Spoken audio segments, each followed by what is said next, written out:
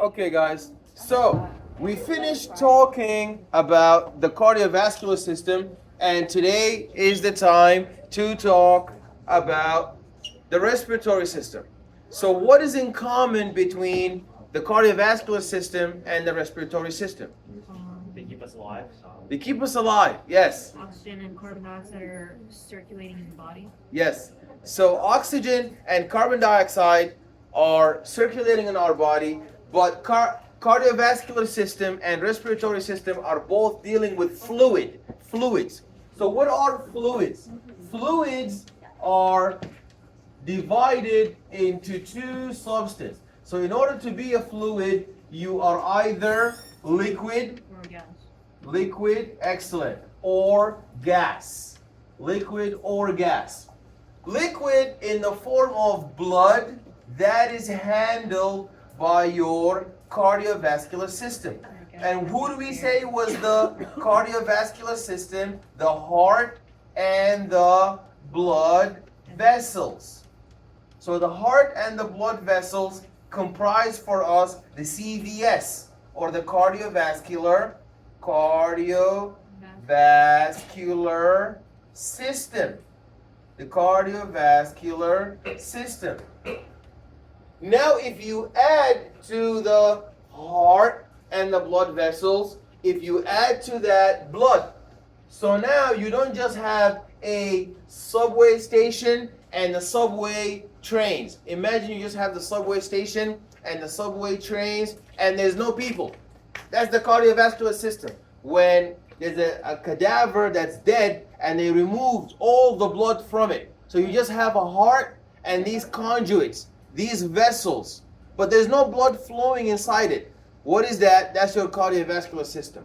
If you add blood now, and now you have heart, you have blood vessels, and you have blood. What is that? What is that now called? Chanel knows. I don't know. You look like you knew. I was looking at that before. Okay. Vanessa looked like she knows. Respiratory system? Or wrong? Respiratory system is not dealing with, it actually is dealing with blood, but not flowing through. That's their circulatory system. So if you add to the cardiovascular system blood, that becomes your circulatory system. That becomes your circulatory system. So your circulatory system is blood vessels, and the heart, while the cardiovascular system is only the heart and the blood vessels. But these guys are dealing with liquid fluid. Who's dealing with gas fluid? Lungs. The respiratory system. Yes, the lungs. Respiratory system. Respiratory system. Respiratory system. Now, but they both work together. That's why you guys in the beginning said that, when we deal with blood, we're also dealing with the respiratory system. That's true. Now, we have to understand that fluids have to obey physics. So remember in the past when we were discussing, my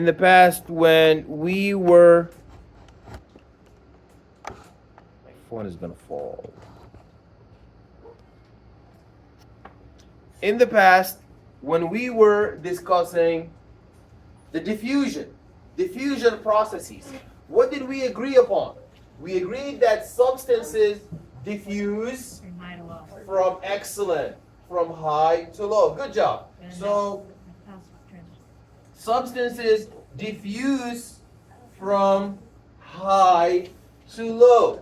Substances diffuse from high to low. So if I have one slab, two slab, I call that slab B, and this is slab A. And one is 500 degrees Celsius, the other one is 100 degrees Celsius. I make them touch, temperature is going to flow from where? From A to B or from B to A? A to B. From A to B, 500 plus 100, that's 600, and both of them are going to even out at 600 divided by 2, that's 300 degrees Celsius, 300 degrees Celsius on both sides, known as equilibrium. Yes? Can you explain how you got 300 again? Because 500 on one side, 100 on the other, you add them, that's 600 divided by 2 because we want to reach equilibrium. We want to reach equilibrium. So if we want to reach equilibrium, So you want them to have the same amount. we don't want them, they're going to end up like that because that's the physics of life. We're going to have them both neutralized and at equilibrium. And even if we change from degrees Celsius into millivolt, so now I changed from degrees Celsius. So that was an example of a thermal gradient with the temperature. That was a thermal gradient. That was a thermal gradient. A thermal gradient. Now, in addition to the thermal gradient, I can replace that with 500 millivolts, 100 millivolt. Am I going to see something different? The electricity is going to even out at 300 on each side, 300 millivolt on this side, 300 millivolt on the other side, and both are going to even out. Both are going to even out. So that was an example of, that wasn't a thermal gradient, that was an electrical gradient. That was an electrical gradient. Wait, so MV is for electrical gradient. Millivolt. MV is millivolt. So that is an electrical gradient. That's not the only one. What if I change 500 millimoles of glucose and 100 millimoles of glucose and the membrane? The membrane is big enough. The pores are permeable. The pores are permeable. What's going to happen now? The 500 is going to diffuse it from the 100. Excellent. Until I end up with With 300 as equilibrium. 300 millimoles of glucose, 300 millimoles of glucose, and that's going to be equilibrium. But that wasn't, this gradient wasn't electrical or thermal. That was a concentration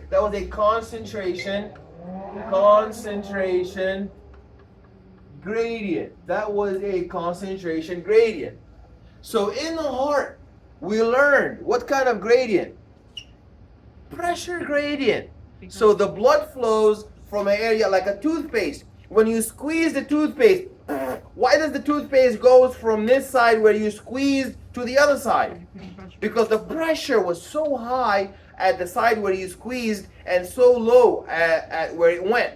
So the same thing in your heart. When your heart pumps, the pressure is so high at the aorta right here. When your heart pumps, guys, when your heart pumps, the pressure is so high here. It's so high here that it goes out of this region and it is so low at your legs. So it goes from high pressure to low pressure. When you open the faucet, why does the water come out of the faucet, from the faucet out into your arms, into your hands? Why doesn't the water go the opposite direction? Because it comes out from the water pump to your hand, from down a pressure gradient. Same thing with air.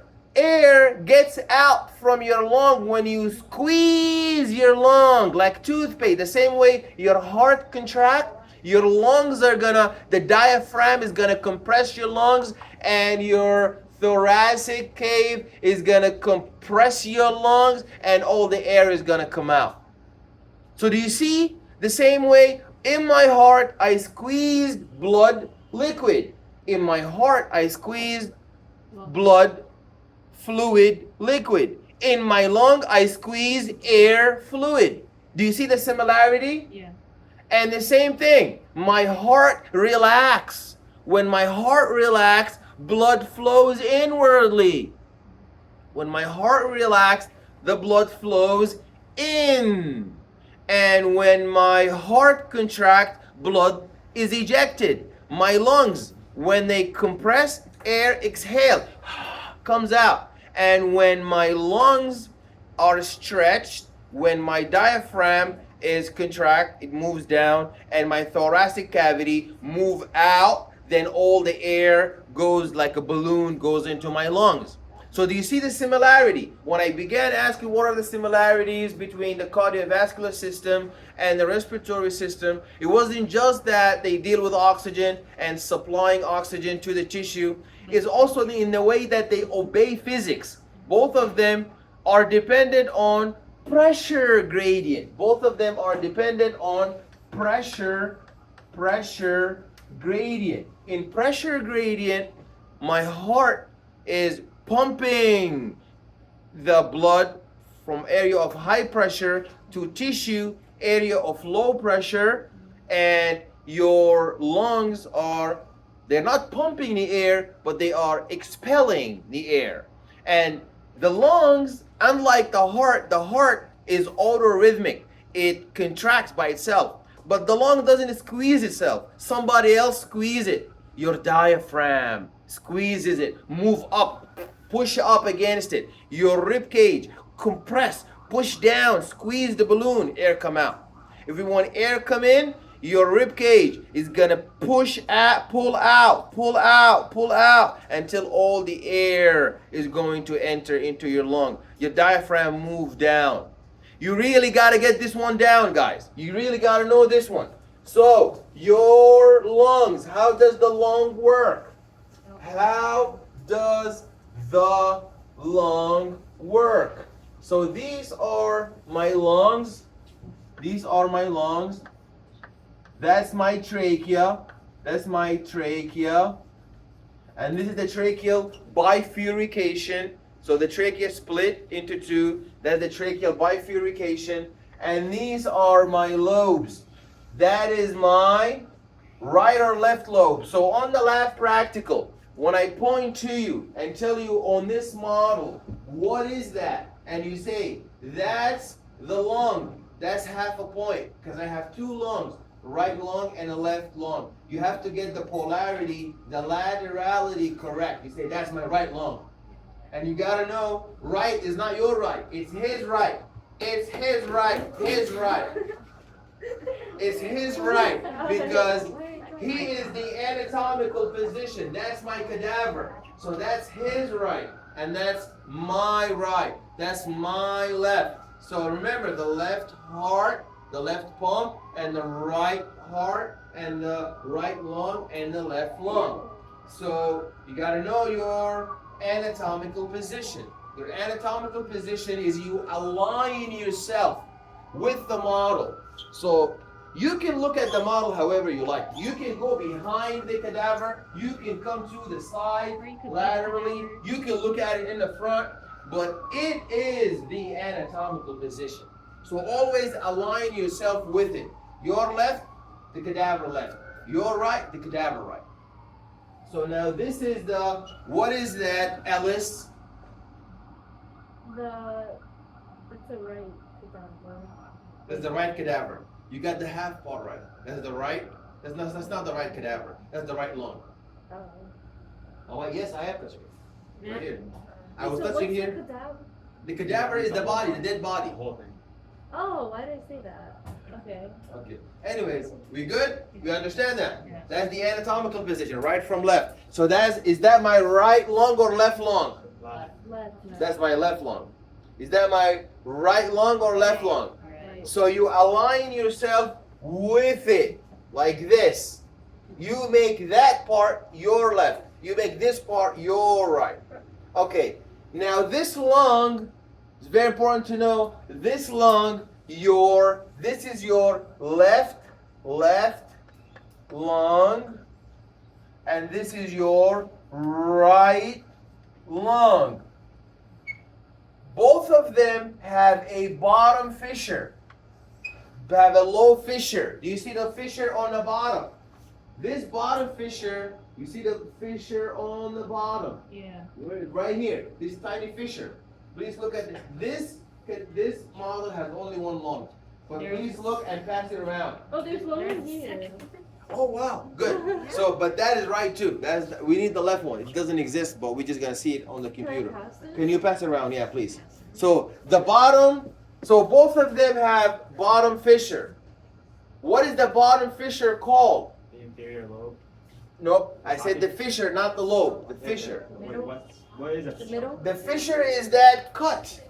A Cut? fissure. You know what a fissure is? A fissure is like a. The cut. The cut, cut. The yeah. division. But like, there's a name for the cut? Yeah, there's a name for that. It's not here, Oh. but there is. Okay, this bottom one is called the oblique fissure. Oblique, please write that down. The oblique fissure. The oblique fissure. The oblique fissure. The oblique fissure. Have you guys seen the oblique fissure? I have never, in a million years, never. Sorry? What? What'd you say? Yeah, I never seen it. Yeah, right here. Yeah, that's it. Yeah, that's it. That is the oblique fissure. You didn't see it? Ella just had it. No, I know. Yeah. She's trying to joke with me. Oh, I see. I thought she didn't see it. So, now, why is this wrong? Why is this wrong?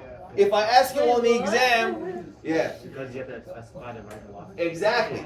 So you have to say this is the right oblique fissure and this is the left oblique fissure, and that's a full point. Then on the right lung, there is an additional fissure known as the horizontal fissure. Horizontal fissure.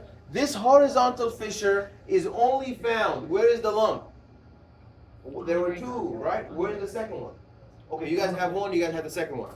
All right, you see the top one. Now, do I need to put the right horizontal fissure on that one? No, because there's only one. Do I need to say the left bicuspid valve?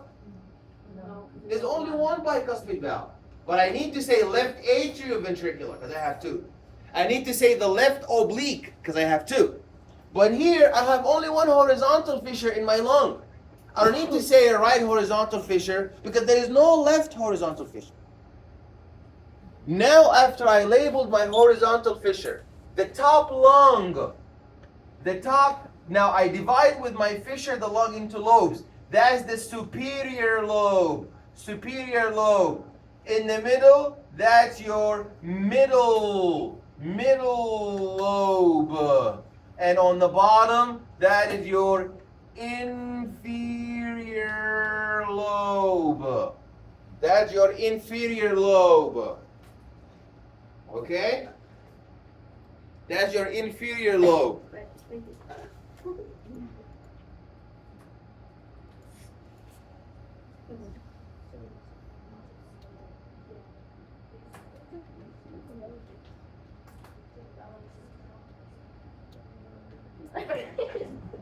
That's your inferior lobe. Okay. Now, on the left lung, how many lobes do I see? Lobes. So the fissure is like when you cut the cake in half. You make one fissure in the middle, now you have two cakes. So here I have two cuts, 3 lobes. So that means on the left lung I have one cut, how many lobes? 2 lobes. So I have a inferior lobe. I have inferior lobe and I have superior lobe. So on the exam, which lung has no middle lobe? Oh, the left side. The left side. It has no middle lobe. Which lung has no horizontal fissure? Left side. Left side. It's here also. You guys can find that online. This is not a secret. And I'm taking a video off of it. You can see it online. It's there. So you don't have to waste your phone memory on it. Okay, all right, next. So, now, the other thing I need you to understand is how the physics of my lung take place. So in my lung, I have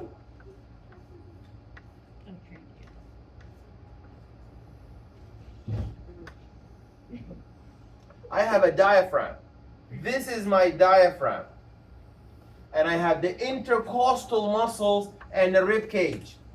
So if I want air to come in, what's going to happen to my diaphragm? Move up, or is it going to move down? If I want air to come in, so that is my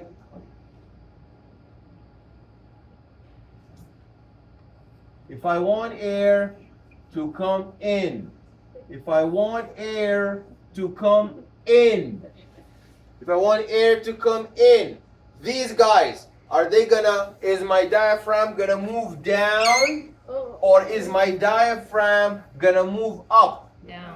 It's gonna move down. Because So it's gonna move down. That's called contraction. So the diaphragm is gonna contract. Diaphragm is gonna contract. And these guys, your intercostal muscle cells and your rib cage and your intercostal muscles are gonna move back. Are they gonna move back, or are they gonna move in? If my diaphragm moves down to make these guys expand, what's gonna happen to my rib cage? Is it gonna move in or move out? Out. It's gonna move out, so it's gonna move out. So when I moved out, I made the volume stretch. So now I made the balloon really big. After it was so small, I stretched it out. It became so big. Now it's so full of air. So now air can come in.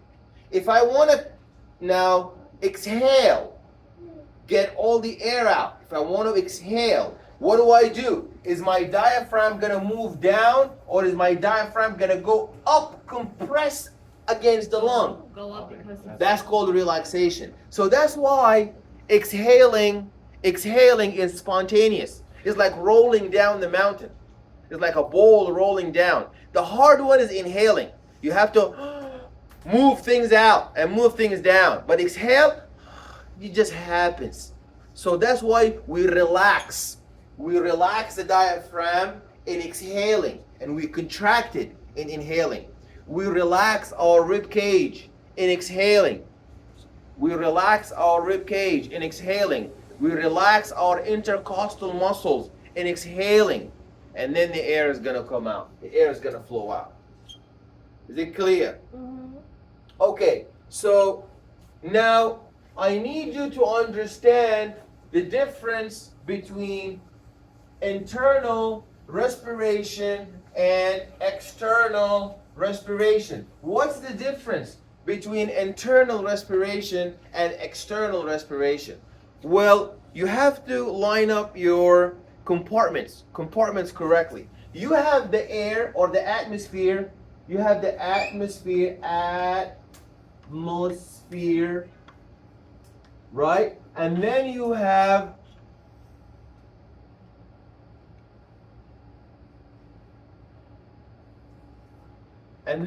your lungs. And then you have the tissue. Then you have the tissue.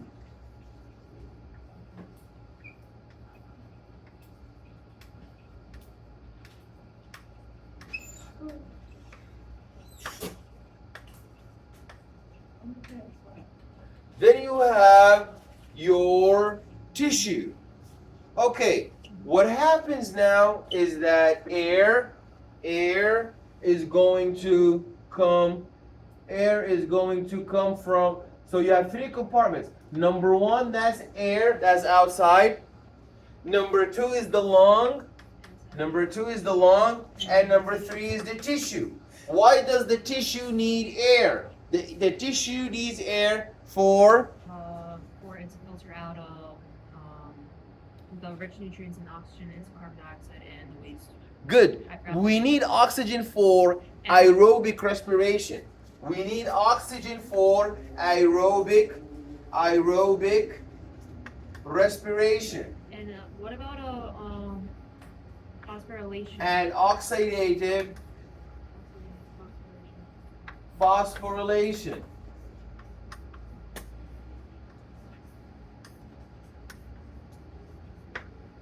for oxidative phosphorylation and aerobic respiration. So now, if you are running the marathon, your body is breaking down so much carbohydrates to get energy out of them. That's metabolism. Your body, that's catabolism, breaking down macromolecules into micromolecules to get energy, to sustain your physical activity. So we're going to break down carbohydrates. We're going to break down lipids.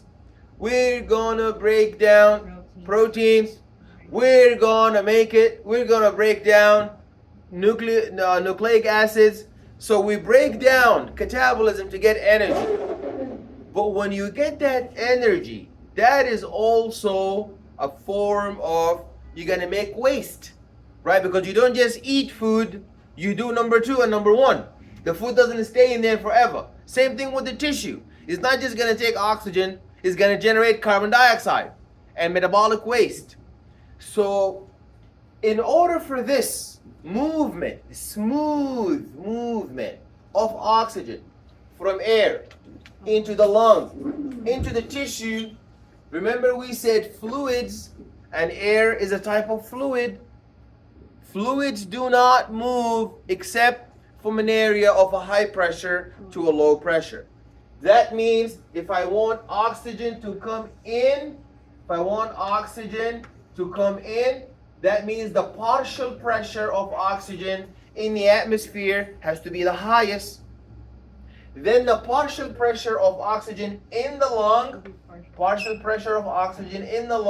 has to be the second highest, and the partial pressure of oxygen in the tissue has to be the least. Then you have like a downfall. You're sliding. Oxygen is sliding down the slide from the air that has the most oxygen to the lung that has the middle to the tissue that has no oxygen. Why does this make perfect sense? That the tissue has no oxygen? Because the oxidative phosphorylation is happening. Because the aerobic respiration is happening. All of this is happening consuming oxygen.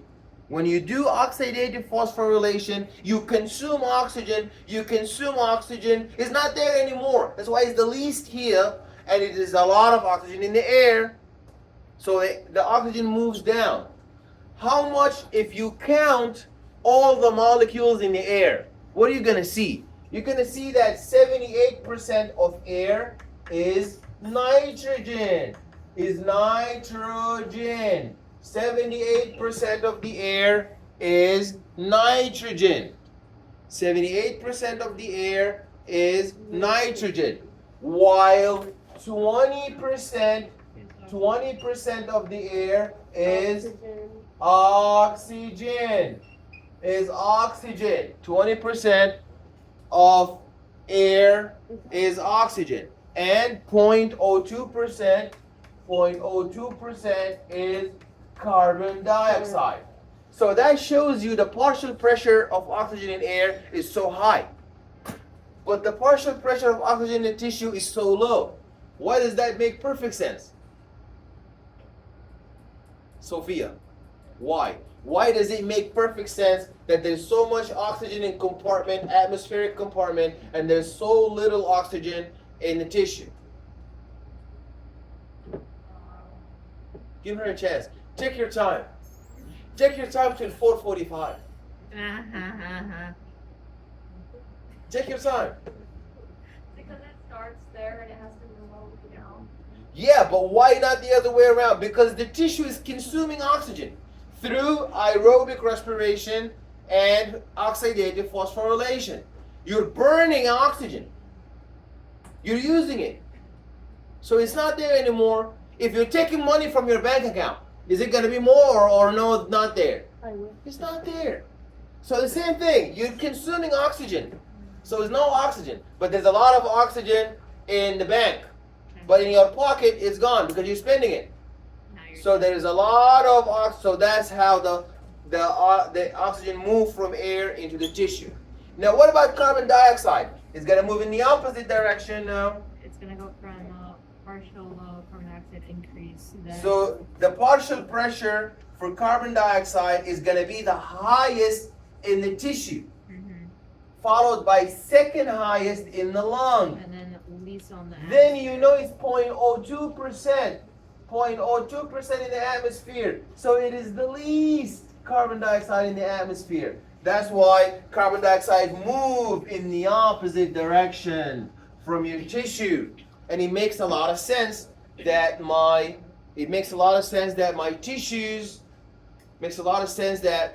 tissues are consuming oxygen, but they're generating and vomiting so much toxic metabolic waste. Yes. Can I turn the AC? Okay. Vomiting and generating so much toxic metabolic waste. So it's really high in the tissue. So now it's going to move from really high in the tissue to the lung, then back into the atmosphere. So always the partial pressure for oxygen is going to be the highest where? in the atmosphere. Chanel. No. No. Chanel is over there. I was looking at the bird. Okay, look at me. The partial pressure for oxygen is the highest where? In the atmosphere, the lung, or the tissue? Yes, Ah. because 20%. Where is Abigail? Carbon dioxide partial pressure, the least? Atmosphere. Atmosphere. Excellent.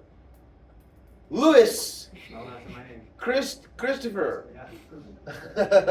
I'm close. Okay, where do we find the least partial pressure for oxygen? Least Not sure. partial pressure for oxygen. Would that be number 3? Because like, would it be number? Okay, I might be wrong, but can I explain to you why I think it's number 3? I think it's number 3 is because you can't have pressure for oxygen if there's no oxygen. Yeah, you got it. Yeah, and that's why carbon for oxygen is the lowest. Is the lowest. That is the second lowest in the lung, and that's the first lowest. So that it moves down this. You gotta get this really down. You understand where is the partial pressure for oxygen the highest? Obviously the air. Oxygen is rich in air. The partial pressure for money is the highest in the bank and is the least in my pocket. And the partial pressure for oxygen is the highest in the air because there's so much oxygen, and is least in my tissue. Because my tissue is using it. Okay? Now, let's see how does that happen. So this process is not like this so this lung is the airport, is a transition state. So the air comes here, so oxygen is not gonna stay here forever. Is a connecting flight.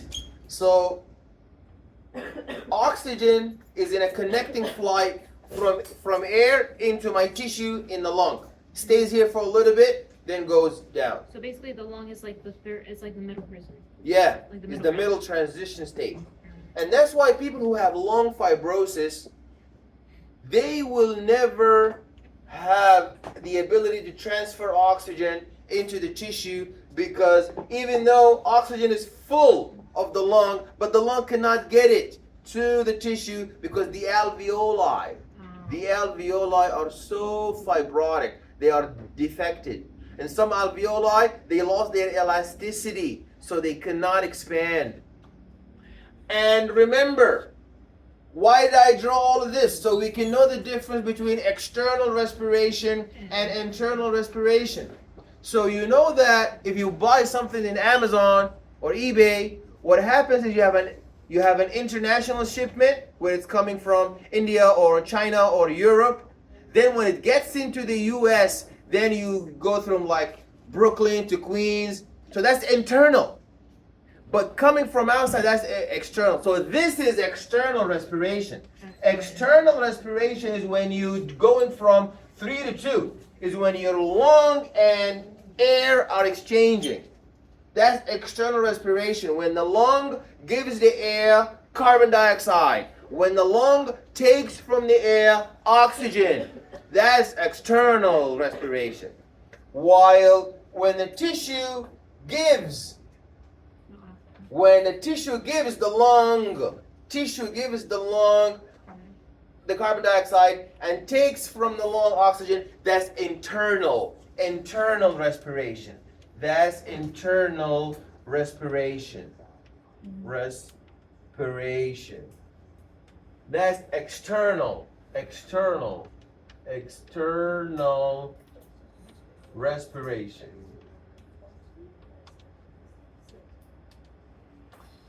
External respiration and internal respiration. And that makes a lot of sense because I know that inside my tissue is inside my body. So if I'm exchanging with my tissue, that's an internal respiration. But if I'm exchanging with air, then that's external respiration.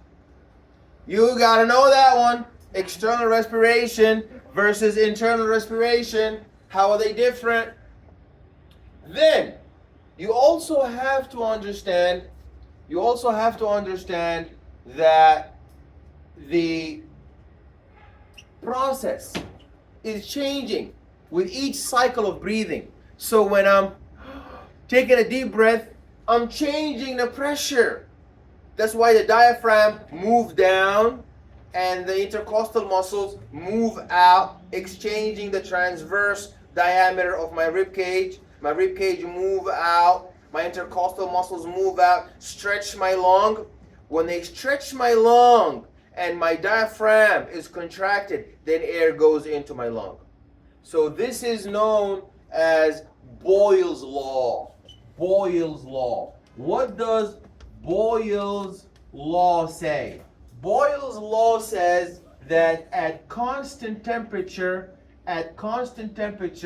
the relationship between volume and pressure is inverse.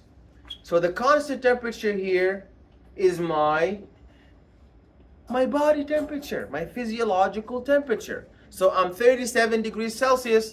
I'm 37 degrees Celsius. That's not going to change. So that's why we call it euthermia. So we're not going to have hyperthermia, hypothermia. That's standard. That's what you want, right? 37 degrees Celsius. That's standard 37 degrees Celsius. So in that case, my rib cage moved down. So stretching the balloon. If I stretch the balloon out, what happened to the volume of the balloon? Did the volume of the balloon go high or low? High. High. So when I take a deep breath, the volume of my lung is gonna go up. And my temperature is still euthermia. So what's gonna happen to my pressure? It will go down because they are inverse according to Boyle's law. And that makes a lot of sense. When I take a deep breath, everybody following? When I take a deep breath, the diaphragm moves down, the intercostal muscles move out, and the air moves in from the external environment into my lung. So that's how air come in from an area of a high pressure to an area of a low pressure because I increase the volume. So the pressure in our lungs going down. The pressure is going to go down if my volume goes up. And my volume goes up because I stretch the balloon. It's like I took a deep breath, so my rib cage came out, stretching the lung out, and my diaphragm moved down. So my diaphragm moved down. My intercostal muscles moved out. So I'm stretching everything out. So the volume went really big like a balloon. Stretched the volume, then pressure went down, and that's how from area of high partial pressure to an area of low partial pressure, the air fluid will move down. And if I want to expel everything out, I got to do the opposite. I got to now compress. So when I compress, I make my volume really tiny. I make my balloon really small. So now my balloon is going to be like that. It's going to be really small. I'm going to compress my balloon, so making the volume go. No, down. When I compress my balloon, the volume goes. Increase and pressure will increase. Then pressure will increase, and that's good because that's how air is going to go out. From high pressure, my my lung, like I'm squeezing a toothpaste. Yeah. I'm squeezing my lung with my diaphragm, relaxing. Remember, diaphragm does not relax when you move up. It relaxes when it goes down in inhalation. But it recoils up. And then when it recoils, the air is going to flow out. For next Monday, you have an assignment that I'm going to give you 2 videos about the respiratory system instead of the quiz. You're going to have to listen to the 2 videos and summarize the 2 videos in a 3-page double-spaced assignment for 10 points. So that's not a 5-point quiz, that's a 10-point quiz. You're going to summarize the 2 videos, so each video is a page and a half. So you're going to listen to the 2 videos by me, I'm explaining, and that's going to explain to you your respiratory dynamics really well. How long was the video? I'm going to post it to you online. Wait, so we have to watch the 2 videos and from the 2 videos summarize both of them? Yeah, and you're going to upload that to Brightspace. Yeah. And I'm going to grade it, comment on it, and post for you the grades up there. When does it do exactly? It's due Monday, our next meeting. So it's due Sunday night. Wait, Yeah. So it's a page and a half. No, Yeah, no, for each video, yeah. Video, yeah. But you can summarize them as you like into 3 pages, double spaced. Okay. Does Okay. it matter what like size, font? Yeah, the font is 12. You cannot make double spaced 15 fonts. Double spaced 18 fonts. Okay, yes. You said it was worth 10 points. What do these 10 points go into? What? 10 points. What are these 10 points you're assigning? Where do they go into? They go into your final grade. So the same way each quiz is 5 points, now this one is 10 points. That's like 2 quizzes. So you don't want to miss that one. So listen to the videos. Listen to it carefully. Don't go and Google something or copy and paste something. I'm going to detect that with the plagiarism checker. So be very careful. Listen to my video. I'm explaining, I know my words. When students use my words, I know they watch my video. But one student in the other college just looked at what the video is about and then went and just, they didn't plagiarize, but they just researched and they were putting stuff in there that I never talked about. Okay? So I appreciated the effort, so I gave the student 1 out of 10. But if you want 10 out of 10, you got to listen and use my words. That's going to show that you really understand. Yes? So we want to quote you? So we would want to like quote you for some of your words? You don't want to quote word for word, but you want to rephrase it, what you understood. We can add our own like. Obviously, yeah. But if I use some of your words, it's fine. Yes. The video of you? Yeah, I'm going to post it to you. Wait, can I take a picture? Yeah, you can. I'm going to post that. But you want to take a picture? Go ahead. Wait, so what's the exam? November. Okay, alrighty. So you guys, there is a discrepancy.